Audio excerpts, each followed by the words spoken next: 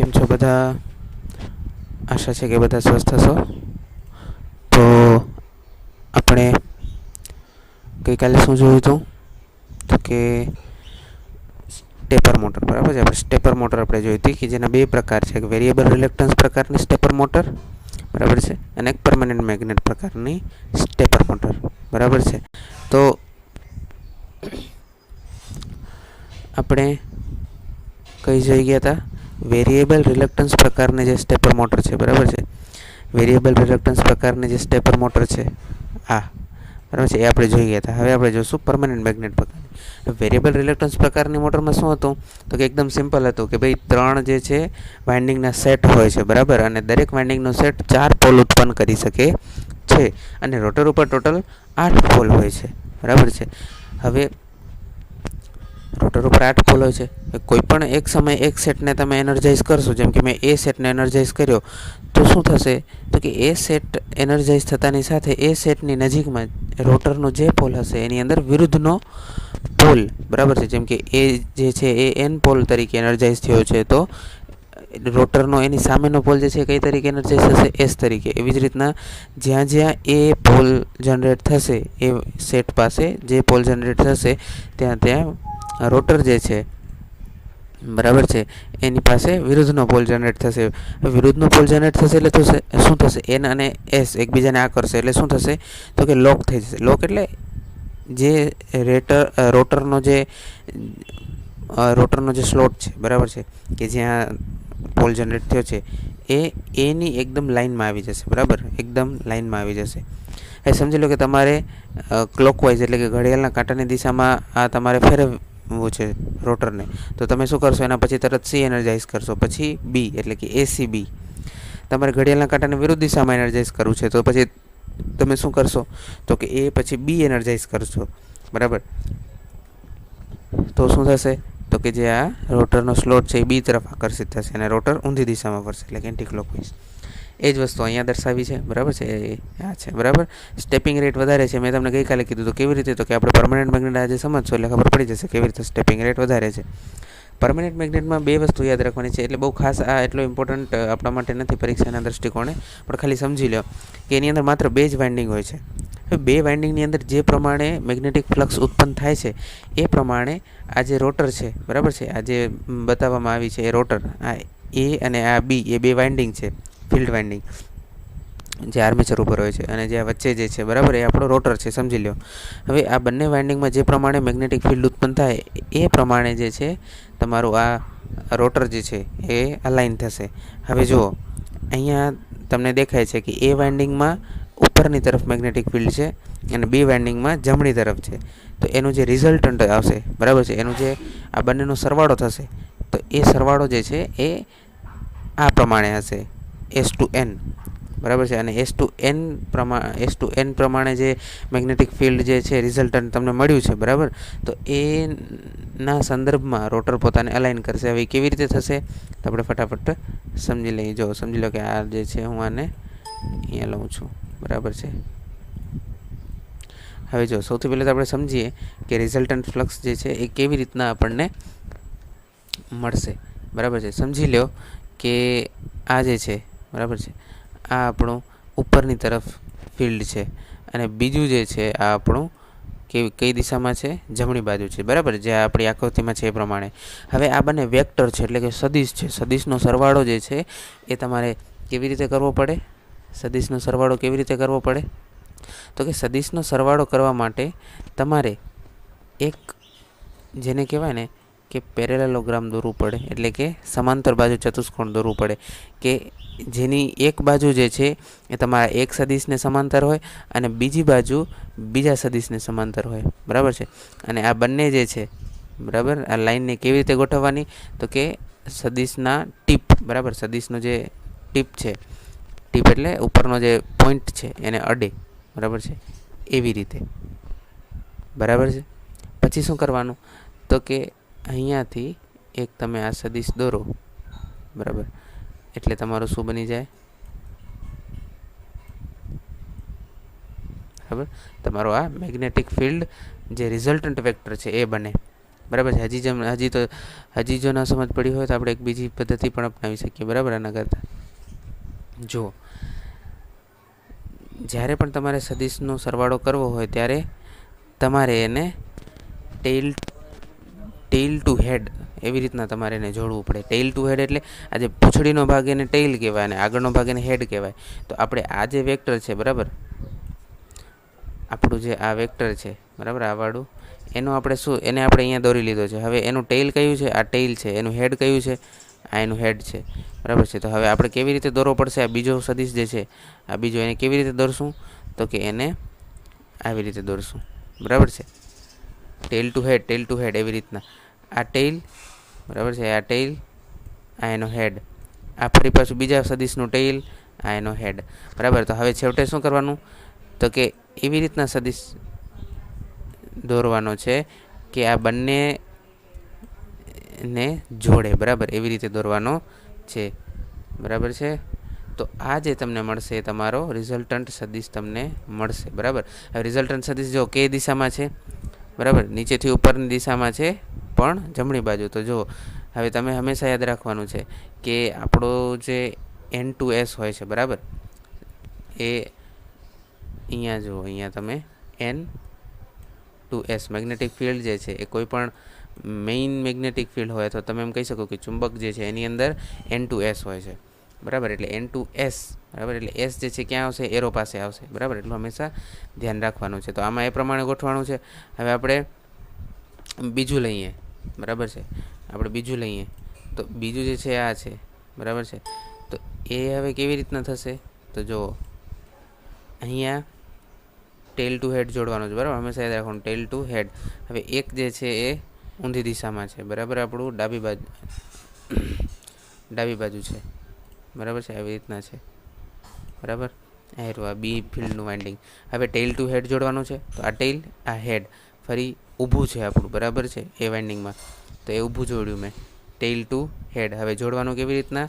આ બંનેને જોડતો આપણે એક સદિશ દોરવાનો અને આ સદિશ જે બાજુ તમારો આ સદિશ ટેઇલ પાસે એન્ડ થાય ત્યાં ટેઇલ અને જ્યાં હેડ પાસે એન્ડ થાય ત્યાં હેડ. તો જો તમે જોઈ શકો છો. બરાબર. એટલે આ ફિલ્ડ જે છે કઈ દિશામાં છે? ઉપરની તરફ જતી દિશામાં પણ ડાબી બાજુ. બરાબર છે. તો હવે મેં તમને કીધું તો એસ ક્યાં આવશે? હંમેશા યાદ રાખવાનું, એસ ક્યાં આવશે? તો કે એસ આવશે અહીંયા. બરાબર છે. ક્યાં? હેડ પાસે. તો જો સોરી, N2S. બરાબર છે. N2S હશે. બરાબર. સોરી, અહીંયા આવશે N. બરાબર છે. તો આવી રીતનું છે. બરાબર. તો આ પ્રમાણે જે છે તમારા દરેકે દરેક જે છે એ બનશે. બરાબર છે. તમારું દરેકે દરેક ફિલ્ડ જે છે એવી રીતના બનશે. બરાબર છે. હવે આગળ જઈએ. બરાબર છે. એટલે આમાં યાદ શું રાખવાનું છે કે તમારો જે રિઝલ્ટન્ટ વેક્ટરનો જે હેડ હોય છે ત્યાં એન બને છે. બરાબર. એ રીતનું યાદ રાખવાનું છે. હું ઊંધું બોલી ગયો. બરાબર. સોરી. ચાલો. તો એવી રીતના દરેકે દરેકની અંદર જે છે તમારું એવી રીતના થાય છે. હવે આમાં બહુ વધારે એટલું નથી. આની અંદર માત્ર એટલું યાદ રાખવાનું છે કે આની અંદર બે જ વાઇન્ડિંગ હોય છે. બરાબર. ફિલ્ડ વાઇન્ડિંગ કેટલી હોય છે? બે, અને સ્ટેટર ઉપર હોય છે. બરાબર છે. આપણે આગળ વધીએ. બરાબર. હવે આવે છે સ્ટેપર મોટરની ખાસિયત. બરાબર. પરીક્ષાના દૃષ્ટિકોણે સ્ટેપર મોટરની ખાસિયત શું છે? તો કે આ દરેકે દરેક સ્ટેપર મોટરની ખાસિયત છે. બરાબર છે. આમાં હવે કંઈ બીજું વધારે નથી. ડિજિટલ પલ્સથી ચલાવવામાં આવે છે. બરાબર. એક પલ્સથી માત્ર એક સ્ટેપ ખસે છે. બરાબર. એક સ્ટેપ આપણે જોયા. બરાબર. હવે જો આની અંદર કેવું છે કે જે આપણી છે વેરિયેબલ રિલક્ટન્સ પ્રકારની, તો એની અંદર જે છે તમને ખાલી 4 જ પોઝિશન મળશે, જ્યારે આની અંદર તમને કેટલી મળશે? 8 પોઝિશન. બરાબર. એટલે એ વાત મહત્ત્વની છે. હવે સ્ટેપર મોટરની ખાસિયતો છે. બરાબર છે. હું આ વાંચતો નથી. બરાબર છે. એકદમ સિમ્પલ છે. ખાસિયતો છે, પછી એના ફાયદાઓ છે, પછી સ્ટેપર મોટરના ઉપયોગો પણ છે. બરાબર. હવે ટેકો જનરેટર આવે છે, એની જે ખાસિયતો છે સ્ટેપર મોટરની, બરાબર છે, એ તમે અહીંયા જોઈ શકો છો. બરાબર. સારા ટેકો જનરેટરની જરૂરિયાતો શું છે? તો કે લિનિયારિટી, સેન્સિટિવિટી. બરાબર. એ બધી છે. હવે અહીંયા આપણે એક પ્રશ્ન થાય. બરાબર, કે ટેકો જનરેટરનું કામ શું? તો તમને બધાને ખબર જ છે. ટેકો જનરેટર શું કરે? તો કે ટેકો જનરેટર જે છે એ સ્પીડના પ્રમાણમાં વોલ્ટેજ જનરેટ કરે છે. એટલે કે જેટલી સ્પીડ હશે એ પ્રમાણે તમને વોલ્ટેજ આઉટપુટમાં મળશે. આપણને ખબર છે ટેકો જનરેટરનો ઉપયોગ ક્યાં થાય, તો કે મોટરની સ્પીડ માપવા માટે, પંખાની સ્પીડ માપવા માટે વગેરે, બરાબર. જે પણ રોટેટિંગ મશીન હોય એની સ્પીડ માપવા માટે તમે ટેકો જનરેટરનો ઉપયોગ કરો છો. હવે પહેલી વાત, જ્યારે પણ તમે ટેકો જનરેટરને કોઈ પણ રોટર સાથે જોડો છો, મોટરની રોટર સાથે, મોટર સાથે, ત્યારે સૌથી ટેકો જનરેટર પણ ફરે જ છે સાથે. એનો મતલબ કે તમે રોટરને જે છે મોટરની રોટરને ટેકો જનરેટરની રોટર સાથે તમે કનેક્ટ કરો છો, અને જે પ્રમાણે સ્પીડ હશે એ પ્રમાણે ટેકો જનરેટર તમને આઉટપુટ વોલ્ટેજ આપશે, બરાબર. વોલ્ટેજ આઉટપુટ તરીકે આપશે. હવે એ વોલ્ટેજ જે છે એને તમે ડિજિટલી તમે કન્વર્ટ કરો, બરાબર, સ્પીડના સમપ્રમાણમાં, તો તમને શું ખબર પડી જાય કે રોટર જે છે મોટરની રોટર, બરાબર, મોટરની સ્પીડ કેટલી છે, બરાબર. સિમ્પલ છે. મોટર સાથે તમે ટેકો જનરેટર જોડ્યું એટલે ટેકો જનરેટરની રોટર ફરશે, એટલે એ શું જનરેટ કરશે, તો કે સ્પીડના સમપ્રમાણમાં વોલ્ટેજ. હવે તમારે કરવાનું શું છે, તો કે એ જે વોલ્ટેજ જનરેટ થયા છે એને તમે કોઈક રીતે ડિજિટલી, બરાબર, જનરલી ડિજિટલી આપણે કહીએ, કેનામાં ફેરવો, તો કે ડિજિટલી તમે એને શેની અંદર ફેરવી નાખો, તો કે સ્પીડના સમપ્રમાણમાં ફેરવી નાખો. એટલે તમને શું મળે, તો કે વોલ્ટેજના સમપ્રમાણમાં તમને સ્પીડ જે છે એ મળી જાય, બરાબર છે. તો ટેકો જનરેટરની અંદર આ બે જ વસ્તુ યાદ રાખવાની છે, તો કે બે પ્રકારના ટેકો જનરેટર હોય છે, ડીસી ટેકો જનરેટર અને એસી ટેકો જનરેટર, બરાબર. અને આ જે છે એની શું છે જરૂરિયાતો છે સારા ટેકો જનરેટરની, બરાબર. બીજું આપણા માટે આગળ કંઈ ખાસ નથી મહત્ત્વનું. આગળ જઈએ. હવે આવે છે સિંક્રો, બરાબર છે. સિંક્રોનો બહુ જ અગત્યનું આપણું ટોપિક છે સિંક્રો, બરાબર. સિંક્રોનો શા માટે સિંક્રોની જરૂરિયાત પડે છે, તો કે ઘણી વખત શું થાય છે, તો કે બે અલગ અલગ ફેક્ટરી છે, બરાબર, પણ દૂર દૂર છે.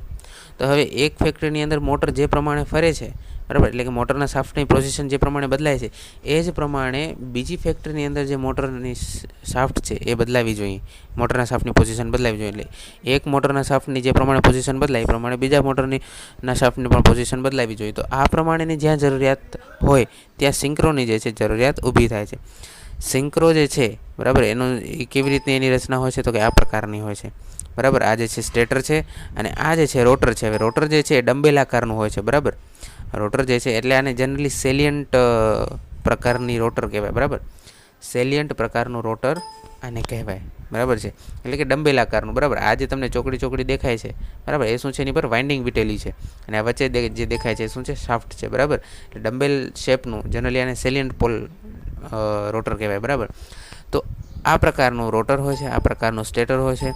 સ્ટેટર પર 3 ફેઝ વાઇન્ડિંગ હોય છે, જ્યારે રોટર પર સિંગલ ફેઝ વાઇન્ડિંગ હોય છે. જો તમે જોઈ શકો છો R1 R2 જે છે એ વાઇન્ડિંગ કોની ઉપર છે, આ જે છે એ સ્ટેટર ઉપર છે, અને આ S1 S2 S3 છે એ રોટર ઉપર છે. જો આવી રીતના તમને અહીંયા દેખાડેલું છે ગ્રાફિકલી, બરાબર. આ જે છે જો દેખાય છે અહીંયા, આ જે રોટર છે, બરાબર છે, એની ઉપર R1 R2 single phase winding છે, જ્યારે સ્ટેટર ઉપર 3 ફેઝ વાઇન્ડિંગ છે, બરાબર. એ જ અહીંયા લખેલું છે. હવે સિંક્રો ટ્રાન્સમીટર, સિંક્રો રિસીવર, બરાબર, એ અલગ અલગ પ્રકારના સિંક્રો હોય છે. હવે આની અંદર શું હોય છે, તો કે જ્યારે પણ સિંક્રો ટ્રાન્સમીટર તરીકે આપણે ઉપયોગ કરવો છે, એટલે કે મારા ફેક્ટરીની અંદર એક મશીન છે, એની શાફ્ટની પોઝિશન બદલાય છે, તો એ મારે ટ્રાન્સમિટ કરવી છે, પોઝિશન ટ્રાન્સમિટ કરવી છે. તો કેવી રીતે થશે, તો જો સિમ્પલ, જ્યારે તમે સિંક્રોને ટ્રાન્સમીટર તરીકે વાપરો છો ત્યારે સિંક્રો ટ્રાન્સમીટરમાં રોટર વાઇન્ડિંગ જે છે, રોટરની વાઇન્ડિંગ એ પ્રાઇમરી બને છે. એટલે કે અહીં તમારે શું કરવાનું, રોટર વાઇન્ડિંગ પ્રાઇમરી અને સ્ટેટર સેકન્ડરી. હવે રોટરને તમે એસી સાથે જોડો, એસી સપ્લાય સાથે, સિંગલ ફેઝ એસી સાથે, બરાબર, ત્યારે ઓલ્ટરનેટિંગ ફિલ્ડ ઉત્પન્ન થશે, બરાબર. અને તમે આવી રીતના એસી સાથે જોડશો એટલે ઓલ્ટરનેટિંગ ફિલ્ડ ઉત્પન્ન થશે, અને એના કારણે આ S1 S2 S3 છે એનામાં શું જનરેટ થશે, EMF જનરેટ થશે. હવે આ EMF જે જનરેટ થાય છે એ આ સિંક્રોની જે રોટર છે, બરાબર છે, સિંક્રોની રોટર અને સ્ટેટર વચ્ચે જે ખૂણો બને છે એના સમપ્રમાણમાં હોય છે, બરાબર છે. સમજો ફરી પાછું. સૌથી પહેલાં તો એસી સિંગલ ફેઝ એસી સાથે આપણે રોટરને જોડ્યું, એ જોડતા S1 S2 S3 જે 3 ફેઝ વાઇન્ડિંગ છે સ્ટેટરની, એની અંદર EMF જનરેટ થશે. પણ EMF જે જનરેટ થાય છે એ કોના સમપ્રમાણમાં હશે, તો જો રોટરની એક્સિસ અને સ્ટેટર વાઇન્ડિંગની એક્સિસ વચ્ચે બનતા ખૂણાના કોસાઇન, બરાબર, કોસાઇન એટલે કોસ થીટા, બરાબર, એના સમપ્રમાણમાં હોય છે, બરાબર. એટલે ટૂંકમાં કહેવાનો અર્થ એ છે કે જેમ જેમ આ તમારું જે આ રોટર છે, બરાબર, એ જેમ જેમ પોતાની પોઝિશન બદલશે એ પ્રમાણે આ સ્ટેટરની અંદર જે જનરેટ થાય છે એ EMF પણ બદલશે, એક્ઝેક્ટલી EMF પણ બદલશે, બરાબર. અને એ EMF પછી તમે આગળ ક્યાંય તમે ટ્રાન્સમિટ કરી શકો છો. હવે રિસીવર એટલે શું, તો કે ટૂંકમાં આનું ઊંધું, બરાબર. ટ્રાન્સમીટરનું ઊંધું એટલે કે જેવી રીતે આપણે ટ્રાન્સમીટરમાં રોટરને પ્રાઇમરી અને સ્ટેટરને સેકન્ડરી માની હતી, એવી રીતે રિસીવરમાં સ્ટેટર હવે પ્રાઇમરી થશે અને રોટર સેકન્ડરી થશે. એટલે થશે શું?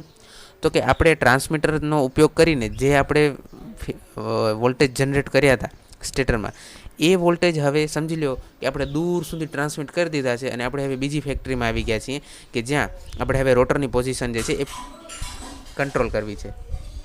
બરાબર. તો હવે અહીંયા શું કરવું પડશે? તો કે તમે જે જનરેટ કર્યા હતા, બરાબર, ઈએમએફ ટ્રાન્સમીટરની મદદથી, સિંક્રો ટ્રાન્સમીટરની મદદથી, એ હવે તમારે અહીંયા સ્ટેટરને આપવાના રહેશે. એટલે અહીંયા સ્ટેટર જે છે એ પ્રાઇમરી તરીકે કામ કરશે. બરાબર. હવે તમે અહીંયા સ્ટેટરને જે પણ તમે અહીંયા વોલ્ટેજ આપશો, બરાબર, એ વોલ્ટેજ હવે શું થશે?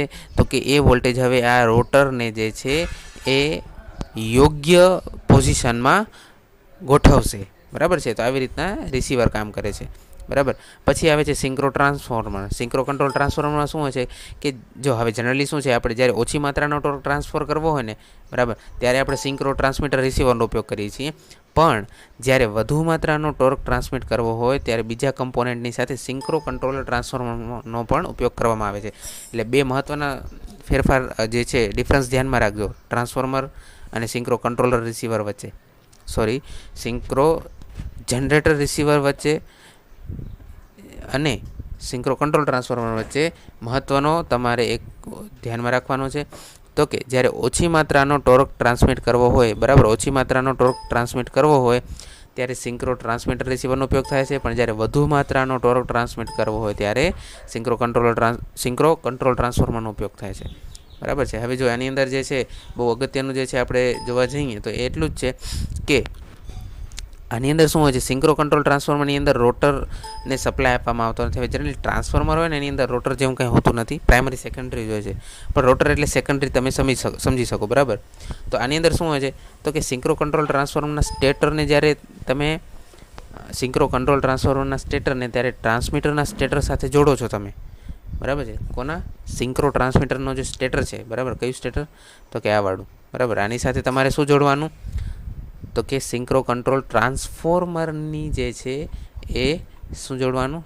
કંટ્રોલ ટ્રાન્સફોર્મરની સ્ટેટરને એ જોડો એટલે શું થાય? તો કે ટ્રાન્સફોર્મરની સ્ટેટરમાં કરંટ વહે અને એસી કરંટ વહે અને એના પરિણામે શું થાય?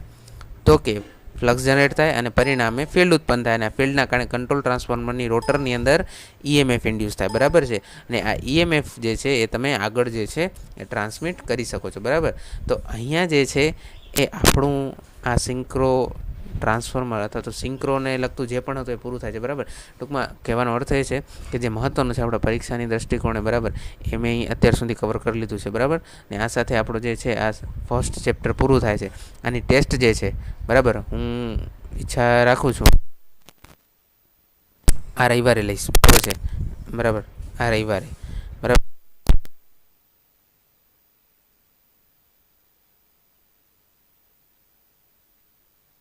ઘણી વખત પૂછાઈ ગયો છે. બરાબર. તો એની લખવાની છે. બરાબર. તો આ સાથે આપણું ફર્સ્ટ ચેપ્ટર જે છે, બરાબર, કંટ્રોલ કોમ્પોનેન્ટ્સ, બરાબર, એ પૂરું થાય છે. બરાબર. કંટ્રોલ સિસ્ટમ અને કંટ્રોલ કોમ્પોનેન્ટ્સ. બરાબર. તો આ કંટ્રોલ સિસ્ટમનું જે આપેલું ચેપ્ટર છે આપણું પૂરું થાય છે. નેક્સ્ટ લેક્ચરમાં આપણે બીજું ચેપ્ટર શરૂ કરશું. Okay, thank you.